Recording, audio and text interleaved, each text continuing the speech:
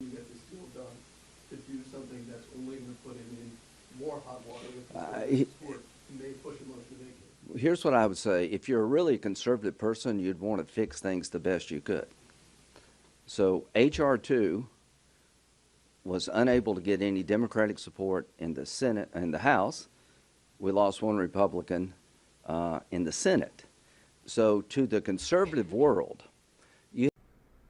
Checks in the mail. Residents in select states are finally receiving their inflation reduction payments, and lawmakers have announced that all batches of checks should be sent before the end of the year. Joe Biden is moving forward with this new relief plan. He's ready to take action. He's ready to help out the American people like he promised us.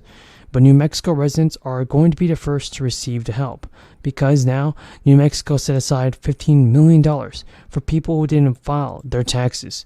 If you successfully applied for a share of the cash, you can expect your rebate to be sent to you by the end of the month. The idea is to help out New Mexico residents cover the cost of living. Even the acting secretary right now for the Human Services Department said that inflation has affected many of the low income and other daily necessities. These relief payments will support people across New Mexico who need the extra boost to help feed, house, and take care of families. And according to state officials, for people who did submit the tax returns, you don't even need to apply for rebate cash. The state will automatically issue your rebate. Many people in Georgia have already received extra money as the state began issuing its first round of surplus tax refunds this month. For a second consecutive year, lawmakers approved of Brian Kemp's request to issue income tax refunds to eligible taxpayers. These refunds will cost a projected $1 billion, $46.6 billion in surplus revenue held over from its last budget year. Both the income tax rebate and a separate $1 billion property tax rebate are fulfilling the campaign promise made by the governor of Georgia for his re-election run this year and this fall. These eligible people should receive rebates of up to $250 for single filers or married taxpayers who filed separately. Residents qualify for a refund if they filed taxes in both the 2021 and 2022 tax years, though no one can get back more than what they paid for in state income tax because, well, it's not going to happen. The White House has even announced a new income-driven repayment plan. It's called a SAVE plan, and the concept of a SAVE plan was announced in January. It's touted as the most affordable repayment plan in the history of America. It's revised as you revise, pay as you earn. The SAVE plan just is going to aim to lower monthly payments for borrowers, eliminate them entirely for individuals who meet the certain income threshold, even if you will halt the accumulation of unpaid interest as long as repayments are made. It will just reduce the duration of monthly payments, potentially allowing 85% of college borrowers to have their outstanding debt canceled within as little as 10 years. The new plan from the White House will be amended and aimed toward the revised Pay-As-You-Earn program. It is going to propose regulations that would increase the amount of income protected from the repayment of 150% of the federal poverty guideline. The level is roughly the equivalent of a $15 hourly wage, but it's going based upon some other thresholds as well. Because, for instance, Social Security payments receive an annual adjustment based on the CPI, but the future sustainability of the program has been a topic of discussion. But besides that, this plan is going to lower payments for borrowers and eliminate them. So, for instance, a single borrower earning less than $32,000 would have the payments reduced to $0.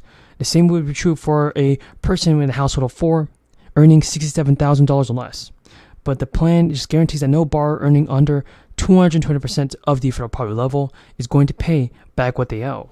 Do you support this bill or not, everybody? Tell me in the comments. Alright, everybody, progress is being made. Democrats and Republicans are finally coming to an agreement on President Biden's new infrastructure package. And this is great news, everybody. But the big question is, will President Biden's new plan provide more financial help to millions of Americans across the country? Everybody, if you support President Biden and his work on a fourth stimulus check, then let's get this video to 1,000 likes. And also, everybody, don't forget to subscribe to my channel and share this video with your friends and family. I put a lot of work and effort into these videos, and I want to see every member of my Republican Congressman Aaron. We finally have some breaking news around the fourth stimulus check, and now they've released a new announcement on the United States economy. Americans are finally ready to see the financial relief at the grocery store and gas stations. But lawmakers are insisting that the government set aside more stimulus for retirees and seniors, and I definitely agree because stimulus payments are necessary. Many lawmakers and economists are looking at Joe Biden's sweeping stimulus package and its impact on the country. The American Rescue Plan Act, which cost a whopping $1.9 trillion, had a slew of provisions tucked into it and help battle the fallout of the crisis and plug holes in the social safety net. One of them is the Lewis Act, and this legislation was meant to shore up the finances of multi-employer pension plans, which are responsible for providing benefits to the retirees. And before the American Rescue Plan was signed into law, many plans were in a financial crisis. Beforehand, the House Education on House Committee and Labor warned that failing plans will enable to help the people who need benefits the most and their owed to retirees, and that the funding for this program that helped so many Americans was running low. But now, according to the White House, insurance programs are estimated to become insolvent by 2026. It leaves around millions of people without the benefits that they had accrued through their careers. And a White House fact sheet had stated that in the latest cash infusion from the rescue plan, $36 billion went to the Central States Pension Fund, safeguarding 350,000 Teamster workers and retirees, including truck drivers and warehouse workers, from cutting to their benefits. So it's not the only proactive measure that the Biden administration has taken up to shore up American finances when they retire. The president had released a plan to address climate costs, draining retirement funding, and also their savings account.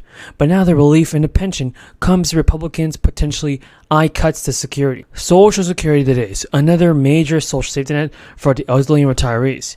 Social Security is already cash strapped. So many experts are worried about the future of the program. And also, this Thursday, Chuck Schumer was reelected by his caucus to lead Democrats for a second term. It happened during a private meeting in the Capitol as the caucus chose to keep most of the pre-existing leadership team intact. In the wake of a better-than-expected midterm election, Democrats obtained majority of the House and the Senate. Only Senator Patty Murray of Washington, who will be the president for a while, will not serve on the leadership team anymore, after serving in the number of years, and now it's time for him to retire. But Chuck Schumer, on the other hand, and the rest of the leadership were unanimously elected by the Senate Democratic Caucus to serve again in Congress. The election comes as the party won a slim 2-seat majority over GOP in the 118th Congress, after Warnock held his seat in Congress early this year. This will be the first Congress in which Chuck Schumer will hold the majority again, and where Kamala Harris will be able to step in to break some ties and help Democrats pass the bills they need to pass.